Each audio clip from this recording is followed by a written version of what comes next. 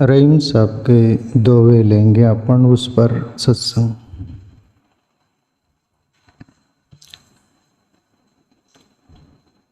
दोनों रहीमन एक से जो लो बोलत नाई,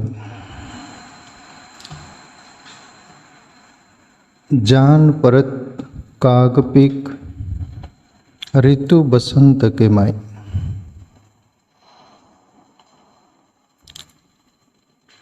रहीम के दोवे प्यारे मित्रों, उनमें नीति भी है, व्यवहार भी है उनकी बातों में, और हम जीते जीवन का तथा सच भी है।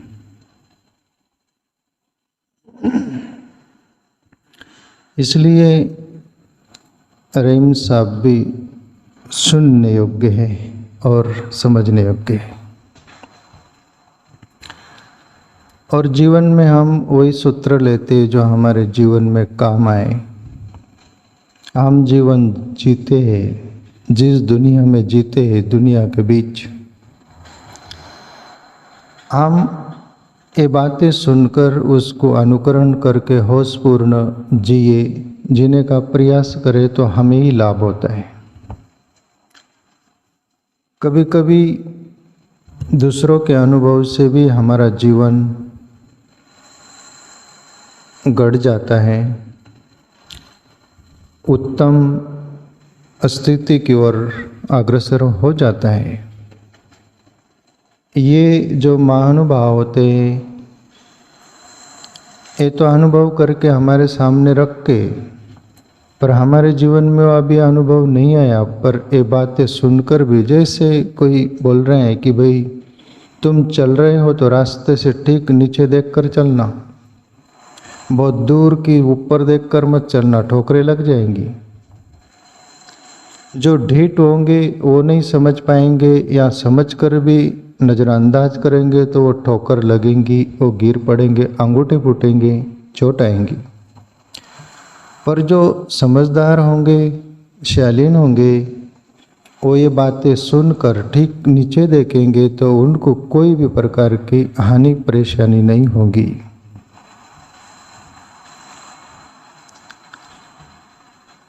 दोनों रहीमन एक से जो लो बोलत नाही, जान परत है काग पीक ऋतु बसंत के माई। रहीम साहब बोल रहे कि कौवा और कोयल दोनों एक जैसे दिखते हैं। कौवा भी कभी कोयल की तरह दिखता है, तो हम जान नहीं पाते, पर तब समझ पाते जब वसंत ऋतु आता है। और वसंत ऋतु में कोयल बोलती है, तब हमें लगता है कि ये कौवा नहीं, ये कोयल है। उसकी वाणी से पता चलता है।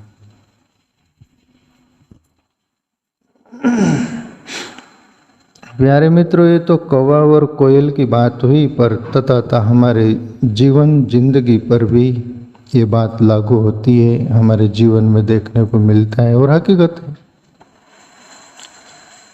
कभी भी गहराई उसके शब्दों से पता चलती है। जो व्यक्तित्व गहराई से भरा हुआ है, अनुभव से उनकी गहराई शब्दों से बाहर आती है। अंदर बहुत गहराई लिए हुआ व्यक्तित्व होगा तो उनकी वाणी शालीन होगी, सीधा हृदय पर अटैक करेंगी, हृदय को स्पर्श होगा।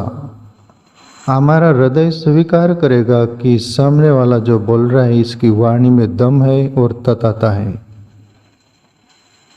और सामने वाला यदि तथाकथित है, जिसको बोल दो बकवासी, वो भी वाणी बोलता है तो उसकी वाणी से वो पैदा होती है और सुनना पसंद नहीं करते। वैसे ही जैसे कौवा है क्रो और कोयल है कुकू।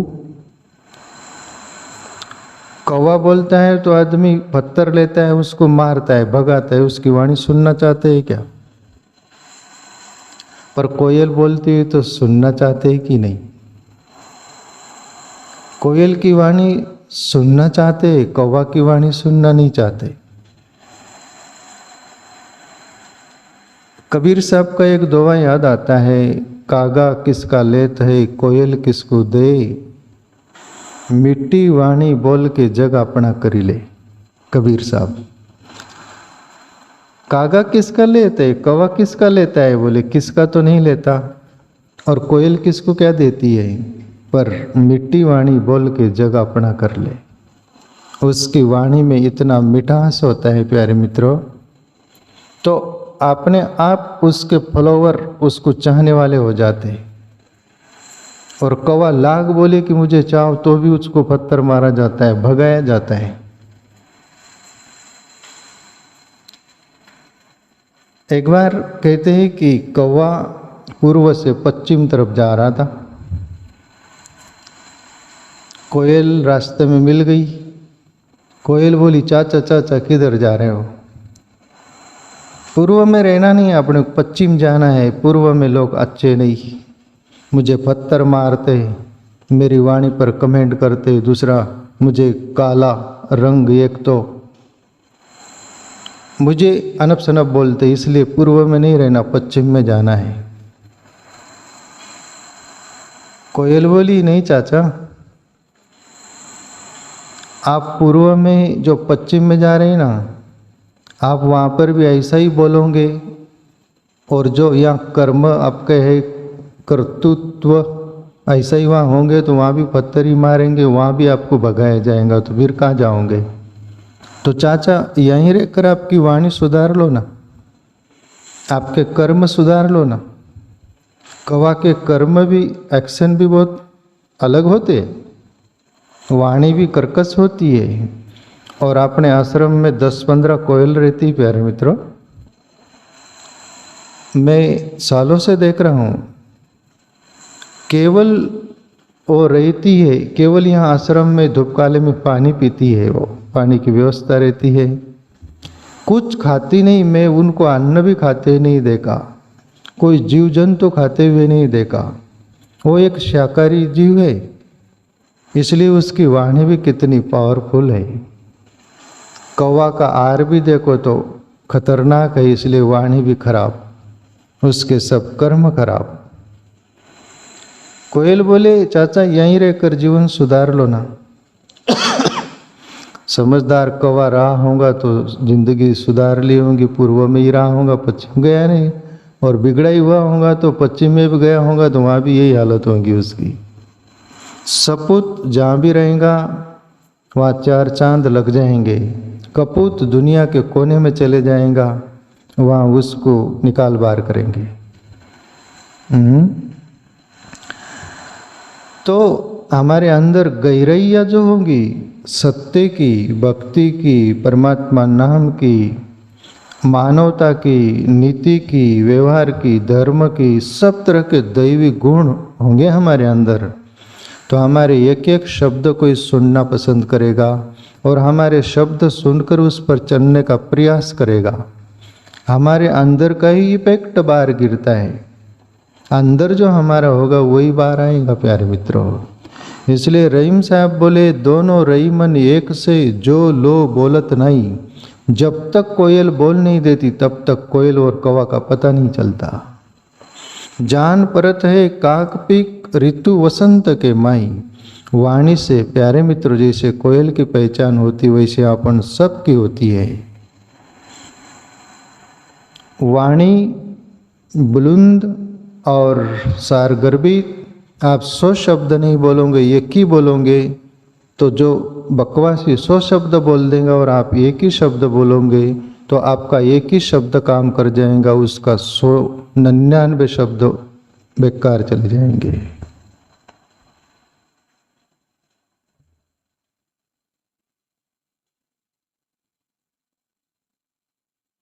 रहीम साहब का दूसरा दोहा, रहीमन आंसुआ नयन डरी, जिए दुख प्रगट करही। जाही निकारो गेहते, कस न भेद कही देई। इसमें नीति भी है, व्यवहार भी है और जीवन का तथाता जीने के लिए संकेत भी है।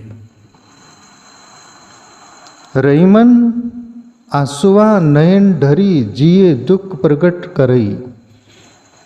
रहीम साहब बोल रहे कि आंसू अंदर से आते हैं ना, आंखों से ढलते हैं ना, ढहते हैं, तब सामने वाला कोई भी देखकर उनको यकीन तो हो जाता है ना, कहीं न कहीं मन दुखी है, कहीं न कहीं हृदय में पीड़ा है, कहीं न कहीं खामोशी है, कहीं न कहीं दुख है, इसलिए ही ये दुखी है।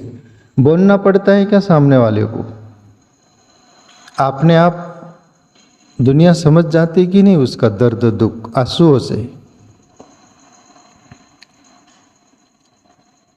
ऐसा ही रहीम साहब बोल रहे, जाही निकारो गेहे ते कस न भेद कही देई।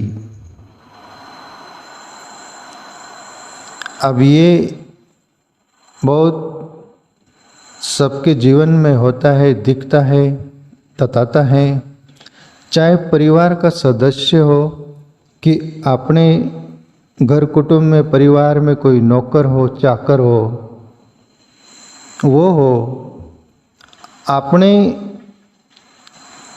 परिवार में कुटुंब में रहते हुए कुटुंब का सदस्य हो कि अदर नौकर चाकर हो, वो यदि कहीं खटपट में, मन दुखी में या कोई भी प्रकार के स्वार्थ में, ऐसा कोई भी प्रकार से वो यदि दुखी होकर खुद ब खुद चला जाता है, या तो उसके एक्शन की वजह से घर मालिक उसको निकाल देता है और वो उस कुटुंब से दूर हो गया, तो उसके पास तुम्हारी कमी और खामी की चाबी, तुम्हारी कमजोरी की चाबी उसके हाथ रहती है। इसमें नीति भी है, तुम्हारी कमजोरी की चाबी उसके हाथ में रहती है और फिर वो कहीं भी जाएगा तो तुम्हारा पोल खोल देगा, वो तुमको उगार देगा। जाही निकारो गेहे ते कस न भेद कही देई, वो तो भेद बता ही देगा। और उदाहरण यदि रामायण का प्रसंग लो तो आपको और भी समझ में आएगा। कुटुंब का सदस्य था विभीषण, सग्गा भाई था रावण का, परिवार का ही सदस्य था। आदर दूसरों की बात छोड़ दो, पर रावण से अनबन हो गई, विचार नहीं मिल रहे, मनमुटाव हो रहा है, कुछ विपरीत स्थिति खड़ी है, और भी विभीषण भाप लेता है सब कुछ। रावण की कमजोरी वीक पॉइंट विभीषण के पास था कि नहीं, क्योंकि कुटुंब का सदस्य था, पूरी कमजोरी जानता था क्या कौन सा पॉइंट है। और वही विभीषण सग्गा भाई, प्रभु राम और रावण में युद्ध होता है, रावण की मौत नहीं थी जैसे, पर विभीषण को मालूम था उसकी मौत कहाँ पर है। विभीषण को मालूम था कि मेरा भाई रावण की मौत नाभि में होगी, नाभि में बाण लगेगा, उसी से ही मौत होगी, वरना इम्पॉसिबल, असंभव, मरेगा नहीं मेरा भाई। और राम की विजय होनी चाहिए, रावण की हार होनी चाहिए। क्यों? वह अनबन हो गई थी, कुछ तो भी अनीतिपूर्ण सब कार्य था वो। और घर का विभीषण भाई ने पोल खोला और प्रभु राम तरफ इशारा किया कि नाभि में बाण मारो, और प्रभु राम इशारा देखकर रावण के नाभि में बाण मारते हैं और रावण गिरता है, पर पहले ही शब्द बोला, विभीषण गद्दार, तो मेरे साथ गद्दारी किया, इसमें तेरा ही हाथ है। घर का कुटुंब का सदस्य भेद खोल दिया, तो तुम नौकर चाकर कोई भी मित्र हो, कोई भी हो, तुम निकट रखते हो, तुम अपन सब, पर सावधान, ऐसी स्थिति हो जाए आप निकाल दो या वो मनमुटाव से निकल जाए तो तुम्हारा भेद वो जरूर खोल देगा। 100% में पूरा 100% नहीं बोल सकते, 99% बोल सकते, 1% सज्जन लोग भी रहते हैं जिसके पास मानवता रहती, वो नहीं बताएगा। रहीमन असुआ नयन ढरी जिये दुख प्रगट करही जाही निक्रो निकारो गेहते कस न भेद कही। तीसरा दुआ रहीम साहब के। रहीमन निजमन की बिता मन ही राह को गोए सुनी इटले लोक सब बाटी न ले ही कोई। रहीम साहब बोल रहे कि तुम्हारी मन की व्यथा जो है, जीवन की व्यथा जो है, दुख है, आप किसी के भी सामने वो पोटला मत खोलो, वो गठोड़ा मत खोलो, उससे कोई फायदा नहीं। क्यों? सुनी इटले ही लोग सब बाटी न ले ही कोई, तुम्हारा दुख वो बांटेंगे नहीं। हाँ, तुम्हारे कुटुंब के सदस्य होंगे, तुम्हारे सगे संबंधी होंगे, तुमको चाहने वाले होंगे तो सहानुभूति देकर उतना सांत्वना देंगे, बाकी तुम्हारा दुख लेंगे क्या? बोलो, दुख ले नहीं सकते।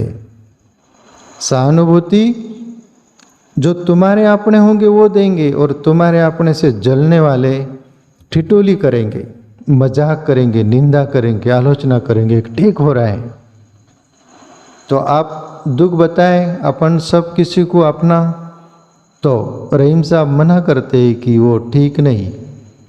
अपने सहानुभूति देंगे, दूसरे निंदा आलोचना करेंगे, और तुम्हारा दुख तो तुमको ही भोगना पड़ेगा। तो फिर दुख को क्यों ना देख ले हम? दुख क्यों आ रहा है, कहाँ से आ रहा है, कैसे आ रहा है, उसका कारण क्या, रीजन क्या, उसका तात्पर्य क्या, क्यों दुख आ रहा है? और दुख के मूल में जाना पड़ेगा। दुख कहाँ से आ रहा है और क्यों आ रहा है, उसका कारण क्या है, और वो यदि हम खोज ले, समझ ले, तो फिर दुख होएगा क्या? दुख का मूल खोजो। दुख लोगों को मत बताओ। लोगों को बताने से वो दुख मिटेगा नहीं, हो सकता है बढ़ेगा, पर वो दुख के मूल में जाओगे, कहाँ से दुख आ रहा है, उसका इलाज होगा और आप सुखी होंगे। इसलिए प्यारे मित्रों, कभी दुख जिंदगी में आते हैं, बताओ भी तो कोई सद्गुरु को बताओ, कोई बहुत सज्जन लोग होंगे जिससे तुम्हारा शोषण नहीं पोषण होगा, भला होगा, तुम्हारे हितैषी होंगे, कभी वहाँ बताओ तो वो तुम्हारा दुख जानते हैं, कोई रास्ता बताएंगे, उपाय बताएंगे, तुम्हारा पोषण का ख्याल रखेंगे, शोषण का नहीं। अदर लोग तुम्हारा शोषण करेंगी, तुम्हारा दुख का गैर फायदा उठाएंगी। अक्षरशः 90% इस दुनिया में तुम्हारी कमजोरी की नस पकड़ी जाती है,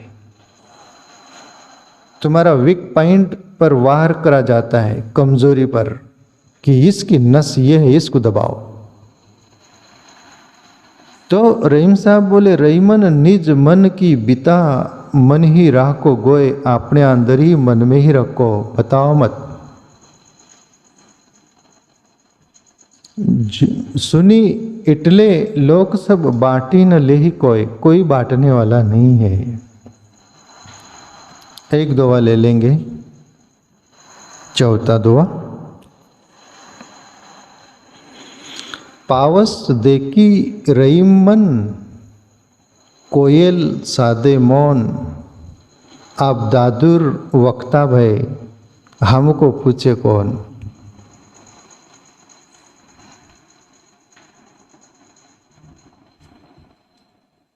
बड़ी प्यारी बात।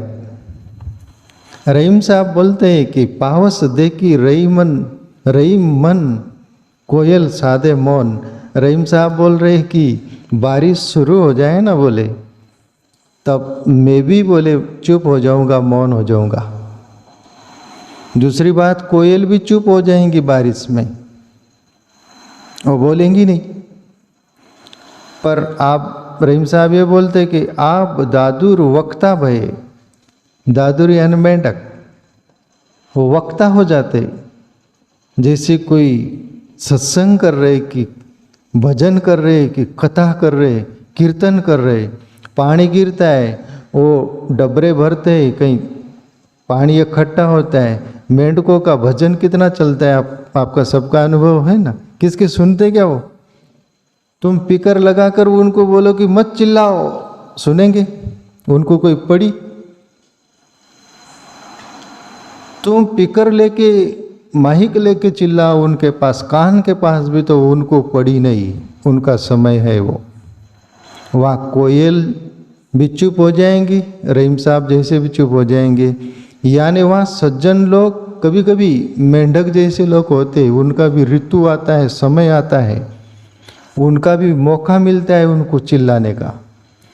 तब तुम सज्जनों को चुप हो जाना पड़ता है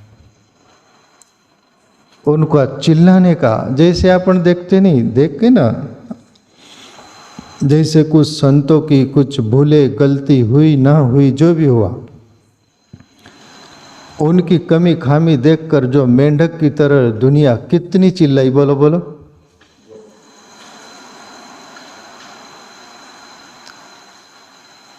कमी खामी थी न थी, जो भी हो ईश्वर को मालूम, जो भी है वो अपने को कोई उसमें लेना देना नहीं।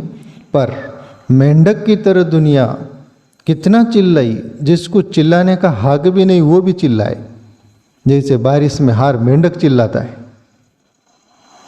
तुम सज्जन हो, भक्ति कर रहे, भजन कर रहे, ईश्वर के रास्ते चल रहे, तुम्हारी थोड़ी भी जिसको भूल क्या बोले, पर उनके नज़रों में सफ़ेद कपड़ा हो, उस पर एक दाग भी गिर जाए तो उतना ही बोलते, एक दाग क्यों, और उनका कपड़ा गंदा ही है, कोई लेना देना नहीं उनको। पर तुम्हारे कपड़े पर ये काला दाग कहाँ से आया? मेंढक की तरह चिल्लाती दुनिया। वहाँ पर कोयल की तरह और रहीम साहब जैसे सज्जन लोग चुप हो जाते, कुछ नहीं बोल पाते। क्यों? मेंढकों का समय है वो। तो प्यारे मित्रों, ये दुनिया में कुछ ऐसे भी है लोग उपद्रवी, उनको जब मौका मिलता है, वैसे ही जैसे बारिश होती और मेंढकों को मिलता है, वैसे ही तुम्हारी सज्जनों की, कोई साधु संतों की कोई भी गलती भूल जैसी कुछ हो गई, ऐसा क्यों? खुद के तरफ देखेंगे नहीं, ऐसा क्यों? तीन उंगली अंगूठा बोलता है कि अपने तरफ देखो, नहीं देखेंगे दूसरों तरफ। तो प्यारे मित्रों, ये रहीम साहब के दोवे प्रेरणा लेने लायक है जीवन में।